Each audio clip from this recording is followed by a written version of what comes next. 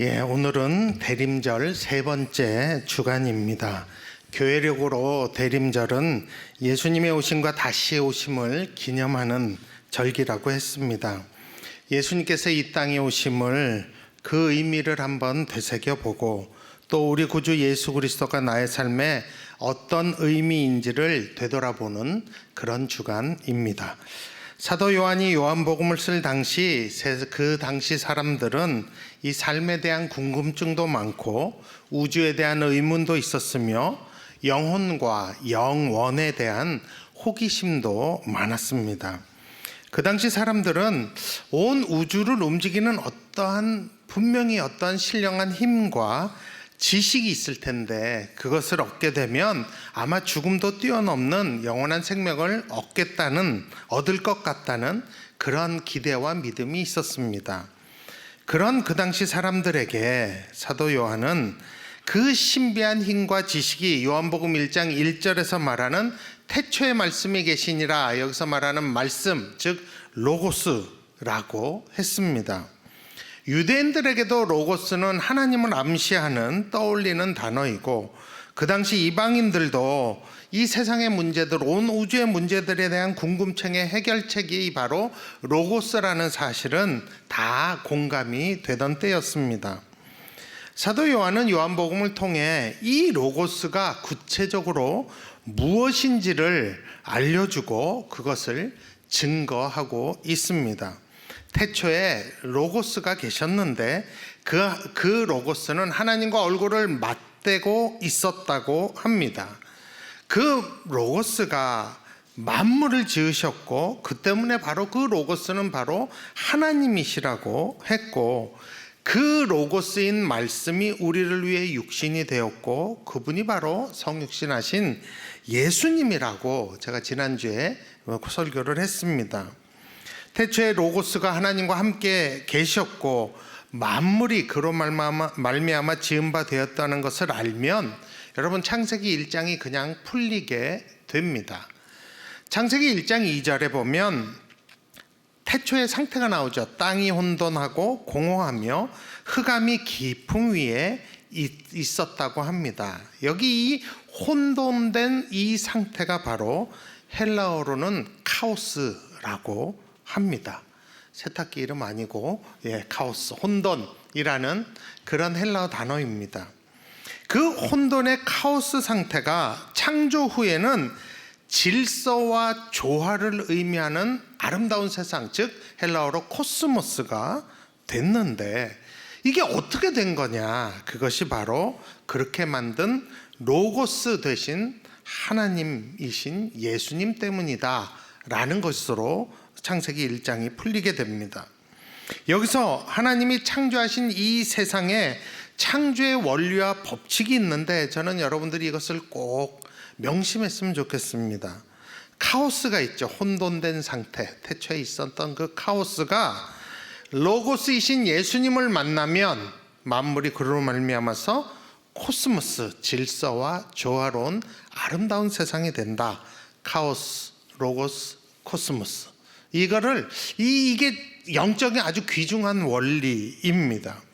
세상이 아무리 어지럽고 혼돈스러워도 로고스이신 예수님을 만나면 조화롭고 아름다운 세상이 될 수 있다는 복음이고, 그러므로 우리의 인생이 아무리 혼돈스럽고 깜깜하고 앞이 보이지 않는다 그래도 로고스 대신 예수님 만나게 되면 우리 인생에 조화가 생기고 생명이 돌게 된다는 뜻이 됩니다.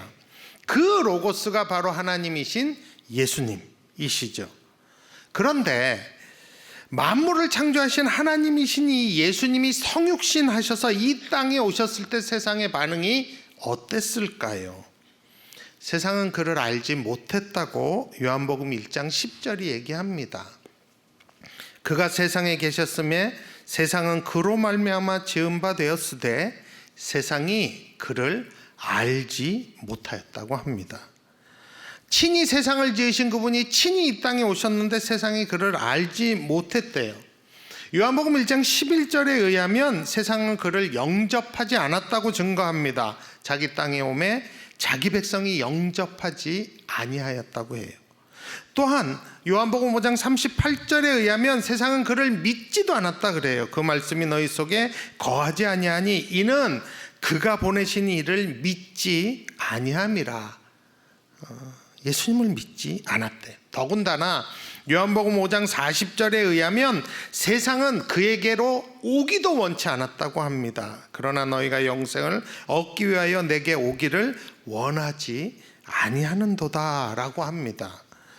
우리를 위해서 말씀이 육신이 되어서 우리 가운데 거하셨는데 우리는 그 예수님을 알지도 않고 믿지도 않고 영접하지도 않고 심지어 죽게 오지도 않았다고 성경은 증거하고 있습니다.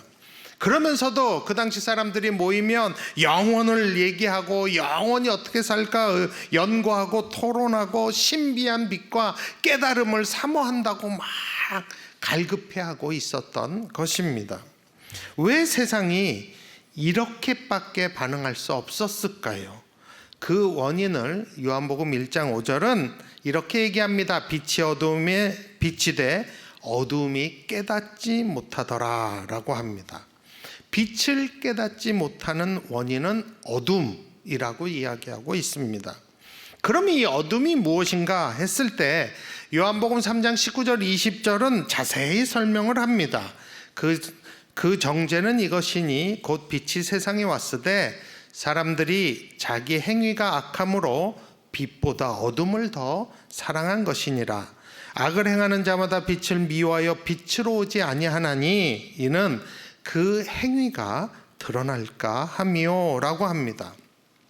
속으로는 참된 생명을 갈망하고 참 빛이 한 번만 비춰줬으면 좋겠다고 하지만 실제 문제는 뭐냐면 어둠인 것이에요. 그 어둠이 바로 악한 것과 관련이 있다고 성경은 이야기하는 것입니다. 성경에서 행위가 악하다라는 것은 사실은 그 마음으로부터 악이 있다는 증거입니다. 잠언 8장 13절에 보면 하나님이 미워하시는 악을 딱 4단어로 정리를 합니다. 여호와를 경외하는 것은 악을 미워하는 것이다. 악은 뭐냐? 나는 교만과 거만과 악한 행실과 패역한 입을 미워하느니라 라고 합니다. 교만이 뭡니까? 하나님 필요 없다는 거예요. 그리고 하나님 자리에 다른 거 놓는 게 교만입니다. 이 교만에서 뭐가 나와요? 거만한 태도와 악한 행실과 패역한 입이 나오는 것입니다. 사람들이 교만하고 거만하고 악한 행실을 하고 패역한 입으로 말하는 것, 이 모든 것이 다 요한복음 3장 19절이 말하는 행위가 악함으로의 의미입니다. 이 교만과 거만과 악한 행실과 패역한 입을 요한복음에서는 한마디로 어둠이라고 표현을 합니다. 사람들이 빛보다 어둠 더 사랑하기 때문에 빛을 미워한다고 합니다. 여러분, 우리 안에도 사실 숨기고 싶은 아주 수치스럽고 은밀한 죄가 대부분 다 있습니다. 이게 드러나고 사람들 앞에 알려지기 원치 않아요. 그런 경우 거의 다 있으실 겁니다. 여러분, 이와 같이 어둠은 체질적으로 빛을 싫어하고 악한 것은 거룩한 것을 정말 싫어합니다. 사람들이 자기의 악한 행위가 드러나고 마음이 드러나는 것 싫기 때문에 빛으로 오지 않았다고 합니다.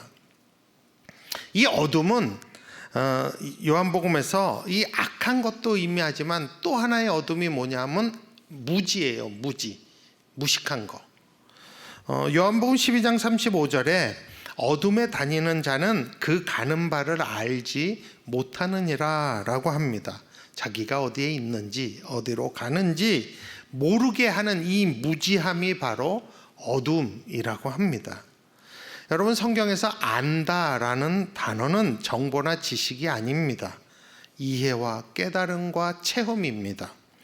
성경 줄줄줄 외울지 몰라도 정말 하나님의 마음과 성품을 깨닫고 체험하지 못한 사람은 무지한 사람입니다. 무식한 거예요. 진리에 대해서는. 세상은 하나님을 알지 못했기 때문에 진리의 빛으로 나오지 않았다고 성경은 이야기합니다. 이 무지함의 이 어둠이 진리를 미워하게 하고 진리 가운데 나오는 것을 싫어하게 만든 것입니다.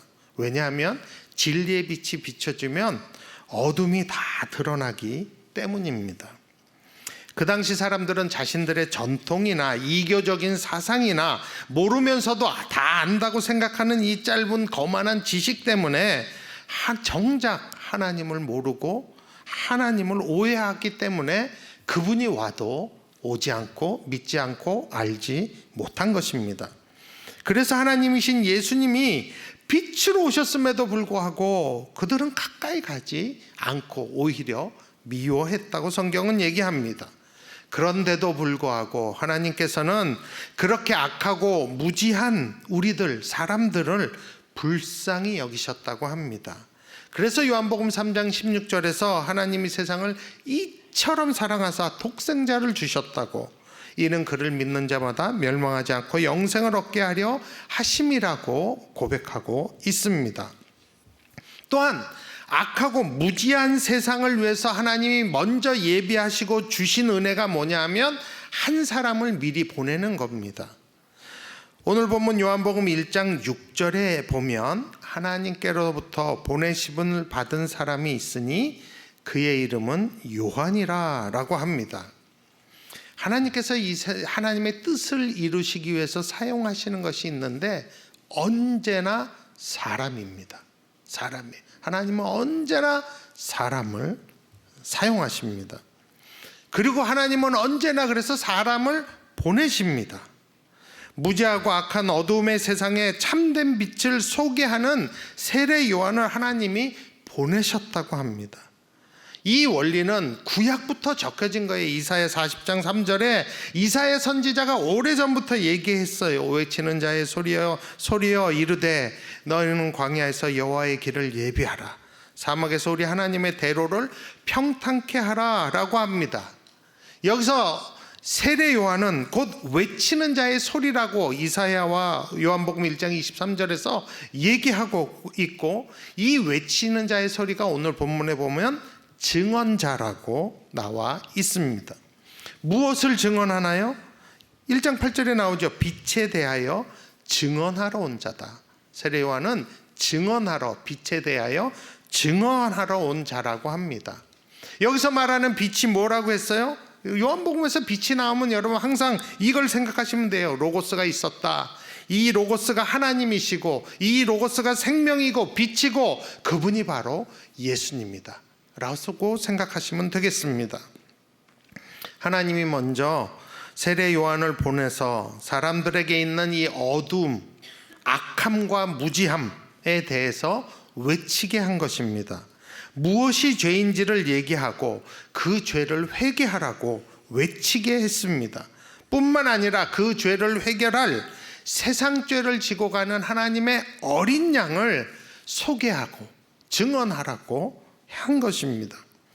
예수님께서 이 땅에 생명의 빛으로 오셨는데 세상이 듣지도 않고 믿지도 않고 영접하지도 않고 가까이 오지도 않으니까 먼저 그의 길을 예비하기 위하여 하나님은 세례 요한을 보내신 것입니다. 여러분, 대림절은 그냥 성탄절만 기념하는 절기가 아니라고 했습니다. 예수님께서는 이 땅에 두 번 임하십니다. 첫 번이 성탄이죠. 그러면 또 한 번은 뭐예요? 재림입니다. 그래서 예수님은 이 땅에 두 번 임하십니다. 그러므로 대림절은 오신 예수님뿐만 아니라 앞으로 다시 오실 예수님을 기다리며 생각하는 의미도 그 안에 있다고 말씀드렸습니다.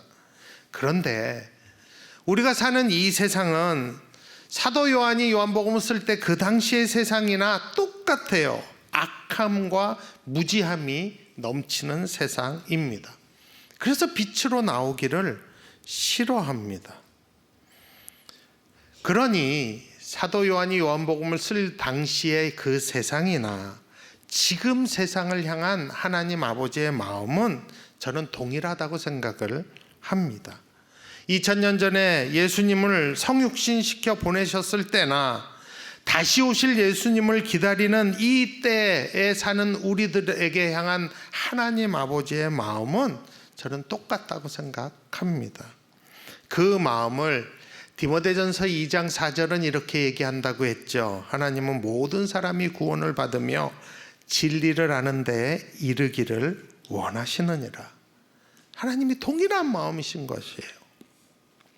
그러므로 하나님에게는 아직도 이 땅에 있는 이 악함과 무지함, 이 어두움 가운데 있는 모든 사람을 구원하기 위하여 빛에 대하여 증언해 줄 사람이 그때나 지금이나 필요한 것입니다. 지금도 하나님은 그것을 증언한 사람을 찾고 계시며, 지금도 그 사람 찾으면 하나님은 보내시는 분이 됩니다. 우리가 대림절을 지나면서 이 하나님의 마음과 이 하나님의 길, 하나님의 계획, 우리가 되새겨야 된다고 생각합니다. 그리고 지금 이 시대에도, 이 어둠의 시대에도 세례 요한과 같은 역할을 누군가는 해야 된다고 우리가 생각하셨으면 좋겠습니다. 그 역할을 위하여 예수님이 친히 세우신 것이 교회입니다. 우리는 오픈도 푸른교회도 그 교회 안에 들어가는 거죠.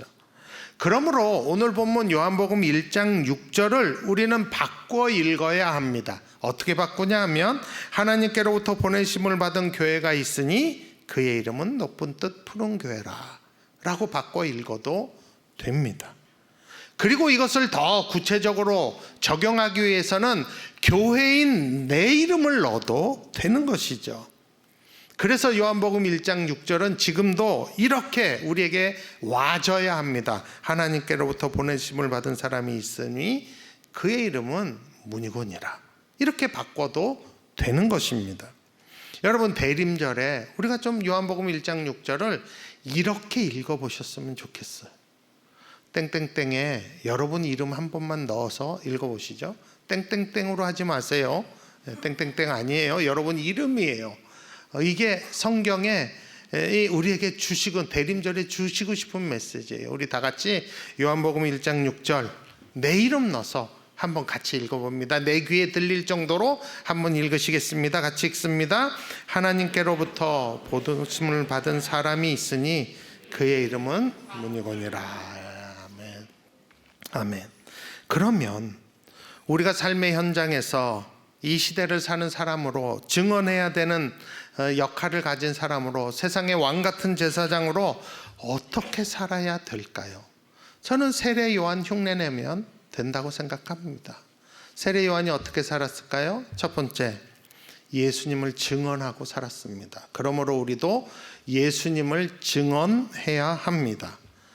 사도 요한은 요한복음 1장 8절에서 세례 요한에 대해서 그는 이 빛이 아니요 이 빛에 대하여 증언하러 온 자다라고 말하고 있습니다. 세례 요한은 주의 길을 예비하고 증언하는 그 사명에 최선을 다하며 살았던 사람입니다. 그리고 주라는 그 세례, 죄사함의 세례를, 물 세례를 주라는 그 사명에 충실하게 하다가 예수님도 세례 준 사람이 세례 요한입니다. 이걸 우리에게 적용을 해본다면, 우리가 빛에 대하여 증언하기 위해 하나님께 보내심을 받은 사람답게 보내신 곳에서 최선을 다하고 기회가 있을 때마다 예수님을 증언해야 된다는 것으로 적용이 됩니다. 우리들 부르신 곳, 그곳이 가정이든 교회든 직장이든 나라든 문화건 사회건 간에 우리를 보내신 것에서 하나님이 우리를 부르신 목적이 빛을 증언하라고 하신 것입니다. 그 예수님이 우리의 구주이시고 하나님이시죠. 그리고 우리가 주인이 아니고, 부르신 곳에서 우리는 우리가 주인이 아니고 참된 주인이 있다는 것을 증언하고 수시로 그것을 밝힐 기회가 될 때마다 밝혀야 되는 것입니다. 여러분, 하나님이 만약 기회를 주시면 여러분이 있는 그곳에서 하나님과 사람 앞에서 이렇게 얘기해야 돼요. 예수님 덕입니다. 예수님 때문입니다. 예수님이 하셨습니다. 얘기할 수 있습니다. 여러분, 우리가 예수 이름으로 기도했잖아요. 그래서 지금의 우리가 된 거잖아요. 나의 나 된 것은 주의 은혜죠. 그러므로 이게 예수님 덕이라고 얘기하는 것, 예수님 때문이라고 얘기하고 예수님이 하셨다는 것은 거짓말이 아닌 것이에요. 그게 진리고 사실이고 팩트인 것입니다. 그래서 우리를 심으신 그곳에, 보내신 그곳에 예수님이 받으셔야 할 영광과 감사와 경배를 우리가 가로채면 안 되고 그 예수님을 증언해야 합니다. 하나님께서는 우리 구주 예수 그리스도를 증언하기 위하여 보내셨습니다. 각 영역으로, 지금 있는 가정과 여러분의 직장과 어디로 다 보내신 것이에요. 그러므로 우리를 보내신 그곳에서, 우리 삶의 현장에서 예수님이 그리스도라고, 예수님이 하나님이시라고, 예수님이 구원자라고 증언할 수 있도록 이 대림절 기간에 그러한 용기와 기회를 달라고 여러분 기도하셔야 합니다. 기회 주시면 힘들어도 그 말씀 하셔야 돼요. 예수님 때문이라고, 예수님 덕이라고. 그리고 또 세례 요한이 어떻게 살았어요? 두 번째로 세례 요한은 모든 사람이 자기로 말미암아 믿게 하려는 것이 자기 인생의 목표로 사는 사람이에요. 그러므로 우리도 모든 사람이 나로 말미암아 믿게 하는 것이 내 삶의 목표가 돼야 합니다. 여러분의 삶의 목표는 무엇이 되고 무엇을 이루고 이런 것 아니라 그건 다 수단이고, 우리들의 삶의 목표는 뭐냐 하면 나를 위해 나를 보내신 그 주님을 내 주변 사람들에게 내가 내 삶을 통해서 믿게 만드는 것이 내 삶의 목표입니다. 그렇게 딱 정립을 해놓으셨으면 좋겠습니다. 여러분, 세례 요한은 자기를 믿게 하거나 자기를 증명하기 위해 산 사람이 아닙니다. 얼마나 내가 능력이 있고 얼마나 깨끗하고 얼마나 사회적으로 기여하고 있는지 왕을 꾸짖을 수 있는 사람이다, 이거 증언하고 증명하려고 한 사람이 아니에요. 그냥 세례 요한은 자기로 말미암아 나는 예비하는 자다, 외치는 자의 소리다, 예수님을 나로 말미암아 믿게 하는 그 삶이 그 사람의 목표였습니다. 하나님께로부터 보내심을 받은 교회인 우리는 우리의 삶의 목표도 똑같이 나로 말미암아, 우리로 말미암아 누군가가 믿게, 예수님을 믿게 만들도록 살아야 합니다. 요즘처럼 교회가 정말 모든 사람에게 욕을 먹는 시대에 정말 우리부터 회개하고 이것을 회복해야 합니다. 하나님이 우리를 높은 또 푸른 교회로 부르시고 또 하나님이 여러분의 일터로 왕같은 제사장으로 보내신 것은 참빛을 증언할 뿐만 아니라 여러분을 통하여 빛 대신 예수님을 믿게 하기 위해서입니다. 모든 사람이 나로 말미암아 믿게 하기 위해서는 때로는 우리가 불편을 감수하고 희생해야 합니다. 때로는 양보도 해야 되고요, 때로는 힘들지만 먼저 용서도 해야 되고, 또 때로는 또 손해 볼 때도 있습니다. 그러나 누군가가 나의 이러한 모습을 통하여 예수님을 믿게 된다면 우리가 기쁘게 희생할 수 있어야 된다고 생각합니다. 우리의 삶의 목표는 예수님의 증인이 되는 것이고, 누군가가 나로 인하여 예수님을 알고 믿게 하는 게 우리 삶의 목표이어야 합니다. 그러기 위해서 우리가 예수님을 더 깊이 알아가야 되겠죠. 여러분, 우리가 어느 날 확 바뀌어서 성자처럼 되는 거 절대 아닙니다. 그런 거 없어요. 그러나 우리가 예수님께 날마다 은혜와 사랑을 먼저 받고 그거 흉내라도 내서 누군가에게 사랑과 은혜를 베풀면 우리 주변은 우리가 그리스도께로부터 보냄을 받은 사람이란 걸 알게 될 것이고, 언젠가는 우리로 말미암아 예수님께 나오는 일이 일어날 줄로 믿습니다.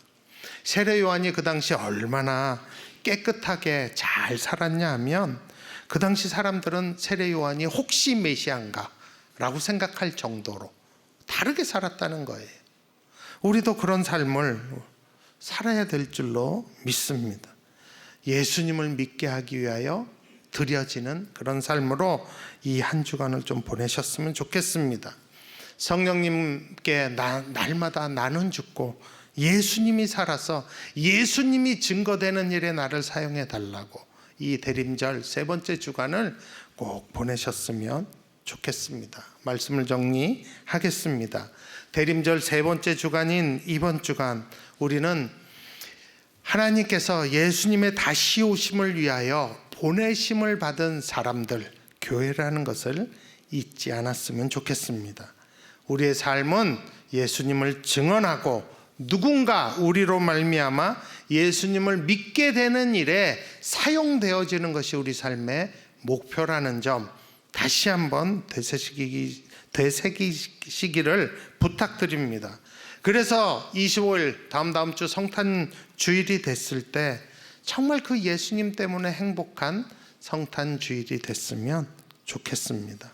이번 한 주간 동안 그 예수님을 증언할 기회를 달라고 그런 기도 좀 과감하게 한번 해보세요.